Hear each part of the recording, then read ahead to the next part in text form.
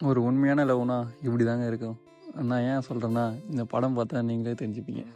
தெலுங்கில் வெளிவந்த திவானா மூவி பற்றி தாங்க சொல்கிறேன்.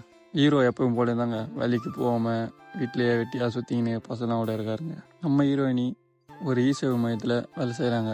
அவங்கக்கிட்ட போய் ஹீரோ லவ் சொல்ல, அவங்க வேணான்னு சொல்ல, இப்படியே கொஞ்ச நாள் போகுது. ஆனால் அதுக்கப்புறம் ஹீரோயினி முடிவு பண்ணாங்க.